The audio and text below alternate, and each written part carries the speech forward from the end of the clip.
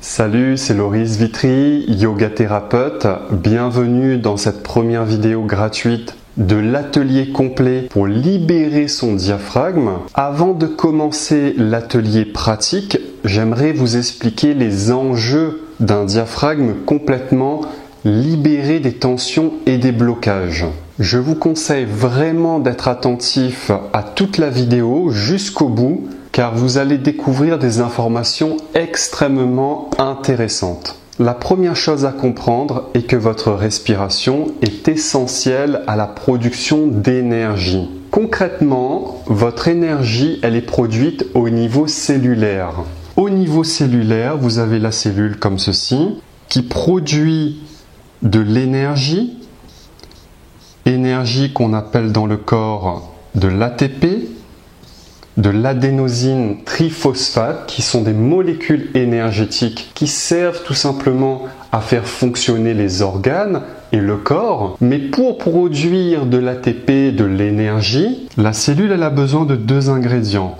Premièrement, elle a besoin d'oxygène et deuxièmement, elle a besoin d'alimentation. Si vous coupez l'alimentation, votre énergie va diminuer. Si vous coupez la respiration, votre énergie va diminuer, mais en plus, au bout de quelques minutes, vous allez mourir.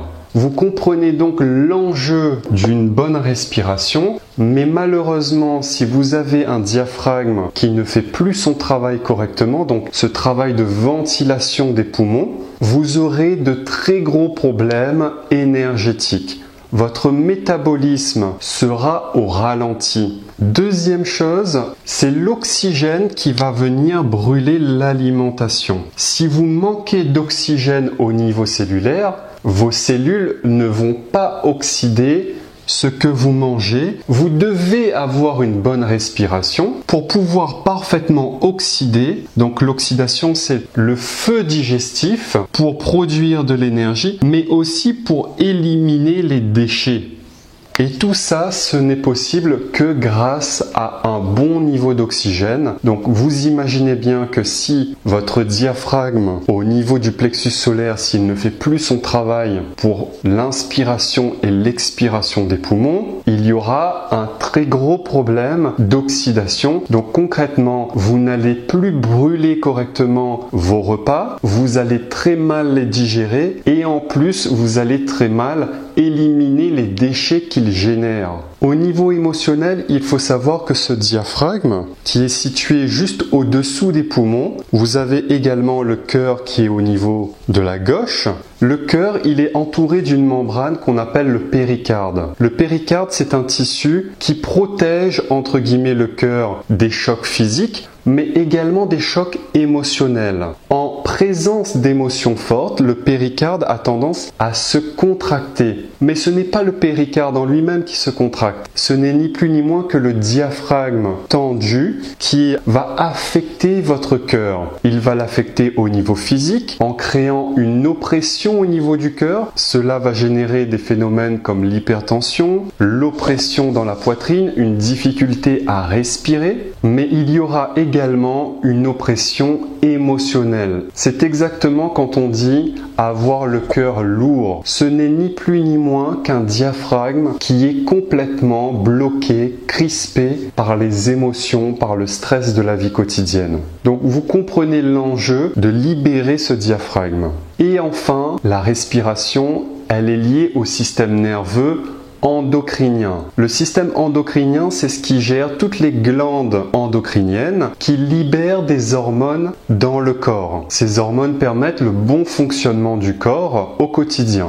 Et la respiration, le diaphragme, sont liés à la glande du thymus, la glande endocrine qui va produire des globules blancs. Le thymus est tout simplement la glande endocrine qui gère votre système immunitaire, donc les globules blancs, mais également votre système immunitaire énergétique. C'est lui qui permet d'avoir un cœur rayonnant, d'être quelqu'un de chaleureux. Il est intéressant de noter que les médecins ancestraux, notamment dans la médecine chinoise et la médecine ayurvédique, Ces médecins disaient la maladie est provoquée et causée par les émotions. Ils disaient aussi la maladie n'est ni plus ni moins qu'un blocage d'énergie. Effectivement, les émotions vont venir somatiser au niveau du diaphragme.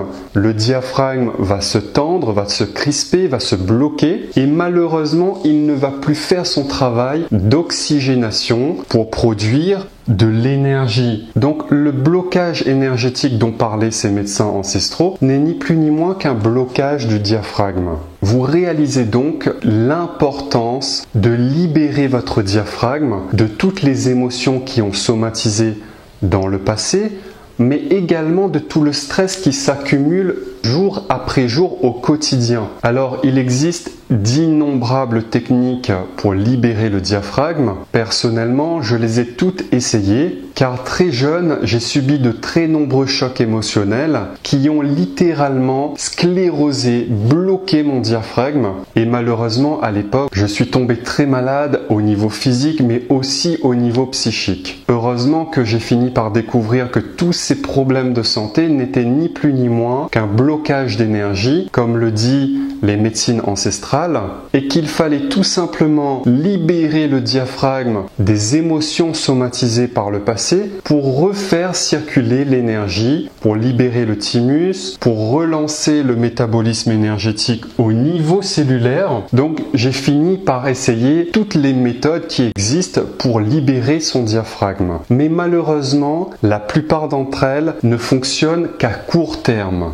Premièrement, il y a la solution de facilité, c'est d'aller chez le kiné, chez l'ostéo ou le chiropracteur pour qu'il libère manuellement au niveau de la colonne vertébrale avec des massages sous les côtes. Alors ces méthodes fonctionnent parfaitement, mais malheureusement elles fonctionnent à court terme. Rapidement, les émotions reprennent le dessus, le stress recrispe le diaphragme et vous vous retrouvez à nouveau avec un diaphragme complètement bloqué. La deuxième solution, c'est le yoga. Alors le yoga, on va le diviser en deux parties. La première partie, ce sont tous les étirements qu'on va appeler donc les postures de yoga, les asanas. Donc ce sont ni plus ni moins des postures qui vont venir libérer le diaphragme, étirer cette zone pour le libérer des tensions. Alors c'est très efficace, mais encore une fois, vous allez devoir y revenir quotidiennement pour libérer chaque jour les mêmes émotions, car à chaque fois, les émotions reviennent et recrispent le diaphragme. Donc quelque part, vous êtes prisonnier de votre séance de yoga et dès que vous n'en faites plus, votre respiration se rebloque. Alors dans le yoga, il y a aussi l'aspect respiration, avec notamment des techniques de respiration profonde, diaphragmatique, pour libérer le diaphragme, pour l'étirer. Mais dans ces techniques, il y a un très gros problème. C'est extrêmement simple à comprendre. Le diaphragme, qui se situe donc dans la poitrine, c'est un muscle exactement comme tous les autres. On n'étire jamais un muscle à froid. Si vous étirez par exemple le biceps ou qu'importe le muscle à froid, sans échauffement, vous le nouez encore plus. Et il y a des règles très précises pour pratiquer la respiration profonde, pour qu'elle ait un effet libératoire plutôt que de se crisper encore plus.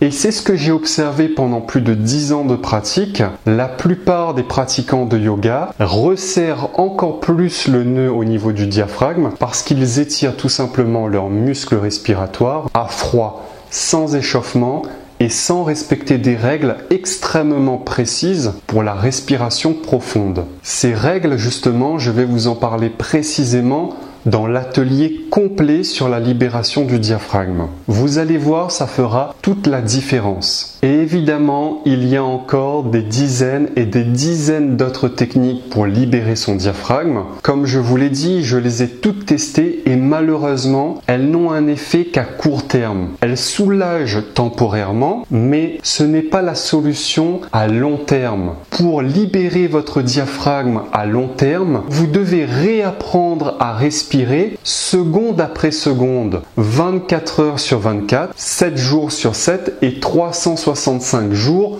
par an. Donc vous comprenez bien que d'aller chez l'ostéo, que de faire des postures de yoga ou même des exercices de respiration, effectivement ça va soulager sur l'instant, mais vous devez apprendre à respirer correctement tout le reste du temps pour garder un diaphragme libéré constamment. Et ce protocole, je ne l'ai jamais trouvé sur internet ni avec un thérapeute. C'est la raison pour laquelle j'ai créé mon propre protocole pour réapprendre à bien respirer, pour garder un diaphragme parfaitement libre des émotions et du stress 24 heures sur 24. Alors attention, je ne dis pas que vous n'allez plus expérimenter de stress ni d'émotion. Bien sûr que oui, comme tout le monde, ça fait partie de la vie. Mais votre diaphragme sera complètement libéré et ne somatisera plus les émotions et le stress que vous allez vivre. Les émotions et le stress ne vont faire que circuler dans votre corps. C'est très facile à comprendre, je vous explique. En anglais, émotion se dit emotion. Donc vous avez le I